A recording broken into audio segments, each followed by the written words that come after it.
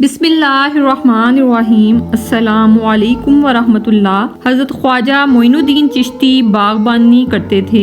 یہی محبوب مشغلہ آپ کا ذریعہ معاش تھا۔ باغ کی آمدنی سے ہی آپ کا گزر بسر چلتا تھا۔ ایک دن باغ میں اپنے درختوں کو پانی دے رہے تھے اور دل اور زبان بیک وقت ذکر الہی میں مصروف تھے۔ نظریں اٹھی تو ایک مفلوق الحال درویش باغ میں داخل ہوا۔ یہ حضرت ابراہیم قندوزی رحمۃ اللہ تعالی علیہ تھے، جو مجذوبیت کے رنگ میں روحانیت کے اعلیٰ مقام پر فائز تھے۔ آپ نے ان کو دیکھا تو بڑے ادب و احترام سے ان کے ہاتھ پر بوسہ دیا تو حضرت ابراہیم قندوزی رحمۃ اللہ علیہ ان کے احترام سے متاثر ہوئے اور دعائیہ کلمات کہہ کر آگے جانے لگے تو خواجہ معین الدین چشتی نے آپ کا ہاتھ تھام لیا۔ جب آپ کا دامن تھام لیا تو انہوں نے کہا، آپ کیا چاہتے ہیں؟ تو آپ نے عرض کی، آپ کچھ دیر اور میرے باغ میں قیام فرمائیے، کون جانتا ہے مجھے دوبارہ یہ سعادت نصیب ہوگی یا نہیں۔ ان سے انکار نہ ہو سکا تو خواجہ معین الدین چشتی رحمۃ اللہ علیہ انہیں ایک گھنے درخت کے نیچے لے آئے، وہاں اپنی چادر بچھائی اور کہا، حضور تشریف رکھیں۔ حضرت ابراہیم قندوزی رحمۃ اللہ علیہ وہاں بیٹھ گئے۔ پھر آپ نے ایک ٹھنڈے پانی کا کٹورا انہیں پیش کیا اور ساتھ میں تازہ انگور پیش کیے اور دو زانو ہو کر بیٹھ گئے۔ اللہ کے ولی کو یہ انداز بھاگ گیا تو اتنے میں حضرت ابراہیم قندوزی رحمۃ اللہ علیہ نے اپنی جیب سے روٹی کا ایک خشک ٹکڑا نکال لیا اور ان کی طرف بڑھایا اور کہا، وہ تیری مہمان نوازی تھی اور یہ مجھ فقیر کی دعوت ہے۔ جیسے ہی ٹکڑا آپ کے حلق سے نیچے اترا تو معین الدین کی دنیا ہی بدل گئی۔ آپ کو یوں لگنے لگا کہ کائنات کی ہر شے بے معنی ہو گئی ہے۔ ان کا وجود روشن ہو گیا، حجابات اٹھ گئے، انوار الہیہ کی بارش ہونے لگی۔ آپ کو گرد و پیش کا ہوش نہ رہا۔ آپ کافی دیر تک اسی حالت میں رہے۔ پھر جب آپ اس کیفیت سے باہر آئے تو حضرت ابراہیم قندوزی وہاں موجود نہ تھے۔ معرفت الہیہ کا جلوہ دکھا کر وہ جا چکے تھے۔ آپ کی زندگی میں انقلاب برپا ہو چکا تھا، دنیاوی خواہشات دم توڑ چکی تھیں۔ پھر آپ کو بس یہی خواہش تھی کہ زندگی کے جمیلوں سے اپنے آپ کو آزاد کر لوں اور اپنی زندگی کو رب العالمین اور رحمت للعالمین کے لیے وقف کر دوں۔ چنانچہ تیسرے ہی دن اپنا باغ اور پنچکی کو فروخت کر دیا اور اس کی قیمت فی سبیل اللہ تقسیم کر دی۔ علم و عرفان کی پیاس بجھانے کے لیے رخت سفر باندھا۔ دنیا کی محبت کو بالائے طاق رکھ کر وطن عزیز کو خیر بات کہہ دیا اور نامعلوم منزل کی طرف چل پڑے۔ آپ کو بھوک پیاس، جنگلی جانوروں، حتیٰ کہ کسی قسم کا خوف آپ کے دل میں نہ تھا۔ اللہ کا ذکر کرتے ہوئے تن تنہا سفر کرتے رہے۔ تحصیل علم و فنون کے لیے آپ نے بخارا کا انتخاب کیا اور سچی لگن اور طلب معرفت کے لیے علم حاصل کرتے رہے اور ساتھ ہی پیر کامل کی تلاش بھی کرتے رہے۔ حضرت خواجہ عثمان ہروانی رحمۃ اللہ علیہ کے در پر پہنچے۔ ہرون چھوٹا سا قصبہ تھا۔ حضرت خواجہ عثمان ہروانی رحمۃ اللہ علیہ قطب وقت تھے۔ ان کے چرچے دور دور تک پھیلے ہوئے تھے۔ قصبہ ہرون ان دنوں روحانیت کا مرکز تھا۔ جب ان کے پاس آپ پیش ہوئے تو وہ آپ کے ساتھ بڑی شفقت سے پیش آئے۔ پھر کئی سال ریاضت و مجاہدے کے بعد مرتبت و کمال کو پہنچے۔ روایت یہ ہے کہ ایک روز حضرت خواجہ عثمان ہروانی نے حضرت خواجہ غریب نواز کو طلب کیا۔ اس وقت بڑے بڑے اکابر اور صوفیہ کرام اس محفل میں جمع تھے۔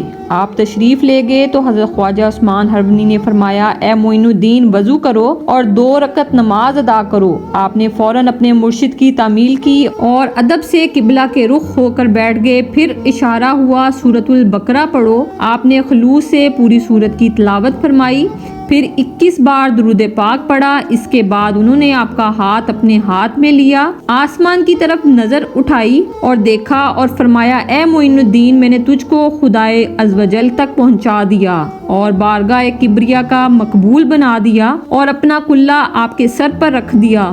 پھر فرمایا، سورۃ اخلاص پڑھو۔ پھر فرمایا، اوپر سر اٹھا کر دیکھو۔ جب آپ نے اپنا سر آسمان کی طرف اٹھایا تو دریافت فرمایا کہ کہاں تک دکھتا ہے؟ آپ نے عرض کیا، عرش معلیٰ سے تحت الثری تک۔ پھر ارشاد فرمایا، نیچے دیکھو۔ اور پھر دریافت فرمایا، کہاں تک دکھتا ہے؟ آپ نے فرمایا، تحت الثری تک۔ پھر فرمایا کہ 1000 بار سورۃ اخلاص پڑھو۔ پھر تمیل کے بعد فرمایا، آسمان کی طرف دیکھ اور بتا اب کیا نظر آتا ہے؟ آپ نے فرمایا، अजाब अजमत देखता हूँ। फिर फरमाया आंखें बंद करो। फिर इरशाद फरमाया अब खोल दो। तब आपने अपनी दोनों उंगलियां आपकी आंखों के सामने खोल दी।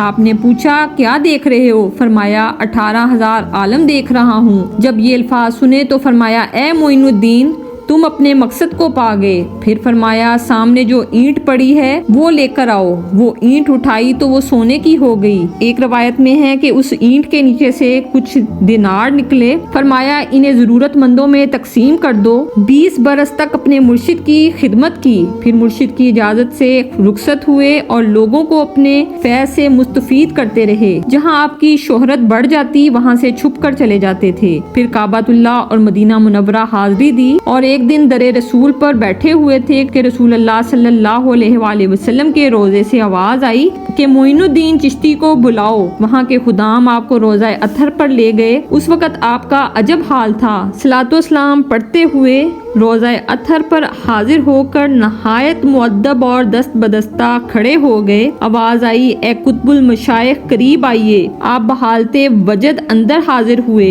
और जमाले जहां आरा हजरत मोहम्मद सल्लल्लाहु अलैहि वसल्लम से मुशर्रफ हुए। बारगाह नबी से इरशाद हुआ मोइनुद्दीन तू खास हमारा है और हमारे दीन का मोइन है। हमने वलायते हिंद तेरे स्पुर्द की।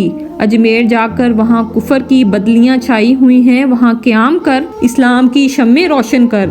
अजमेर की सरजमीन को इस्लाम के नूर से मामूर कर। अल्लाह तुझे बरकत अता फरमाए। आपने अर्ज किया हिंदुस्तान अजमेर से मैं नावाकिफ हूँ, किस तरफ जाऊँ? चनाचा आप सरकार ने हिंदुस्तान और अजमेर की तरफ रहनुमाई फरमाई। फलस्तीन और शाम की सियाहत करते हुए आप शहर बगदाद तशरीफ लाए। उस वक़्त ख्वाजा उस्मान हरवनी बगदाद में तशरीफ फरमा थे। चुनाचा मुर्शिद की खिदमत में हाजिर होकर इरशाद नबवी से मतला किया। उनके लबों पर मुस्कुराहट फैल गई। फरमाया अब हम इत्तकाफ करते हैं। तुम सुबह के वक्त चाश्त के वक्त हाजिर हुआ करो। 28 रोज तक आप हाजिर होते रहे और अपने मुर्शिद से तलीम हासिल करते रहे और 28 रोज में एक रिसाला तैयार हो गया जो कि अनीसुल अरवाह के नाम से है।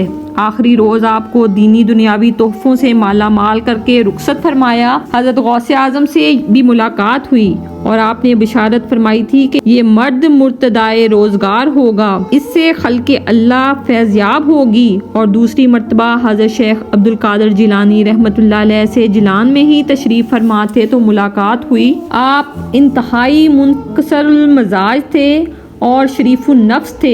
आप सबसे मोहब्बत और शफकत से पेश आते थे। अक्सर ज़रूरियात के काम खुद सर अंजाम देते थे। अगर किसी के पाँव में कांटा भी चुभ जाता तो उसकी कसक भी अपने दिल में महसूस करते थे। उनका लिबास उजला और कीमती तो न था मगर उसकी तहारत की कसम फरिश्ते खाया करते थे। फटा पुराना पैमंद लगा जेबतन था। उनकी जबी हजारों सजदों की जलवागाह थी। हजरत ख्वाजा गरीब नवाज रहमतुल्लाह अलैह को तिलावत कुरान से इस कदर मोहब्बत थी कि दिन में 2-2 कुरान पाक खत्म फरमा लेते थे और दुराने सफर में कुरान पाक की तिलावत जारी रहती। आपका फरमान है कि कोई गुनाह इतना नुकसान नहीं पहुँचाएगा जितना नुकसान तुम्हें मुसलमान की बेइज्जती करने से पहुंचेगा। आपके अखलाक से लोग इस कदर मुतासिर हुए कि फौरन हल्का बगोशे इस्लाम होकर हजरत ख्वाजा साहब के जानिसार बन गए। उन लोगों के मुसलमान हो जाने से दूसरों को भी रगबत पैदा हुई। चंद दिनों में सैकड़ों मुसलमान हो गए।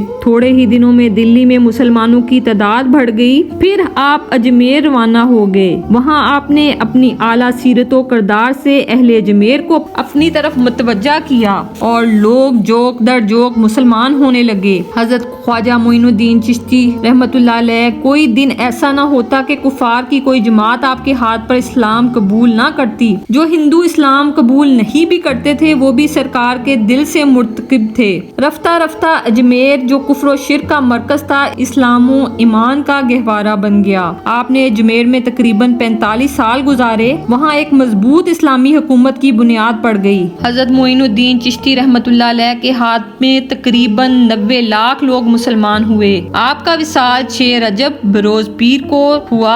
عشاء کی نماز کے بعد جب اپنے حجرے میں تشریف لے گئے، خادموں کو ہدایت کی کوئی یہاں اندر نہ آئے۔ صبح کے وقت فجر کے لیے دروازہ کھٹکھٹایا گیا تو جواب نہ آیا۔ خادموں نے جب دروازہ کھولا تو آپ وصال فرما چکے تھے، اور اللہ کے پیارے بندوں کی پیاری حقیقتیں دیکھیں کہ آپ کی پیشانی پر غیبی عبارت لکھی ہوئی تھی، یہ اللہ کے محبوب ہیں جو محبت الہی میں وصال کر گئے۔ آپ کو آپ کے حجرے میں دفن کر دیا گیا۔ اللہ کریم ہمیں توفیق عنایت فرمائے کہ ہم اولیاء کرام، انبیاء کرام، صحابہ کرام کا عزت و اکرام کریں اور بے جا گستاخیوں سے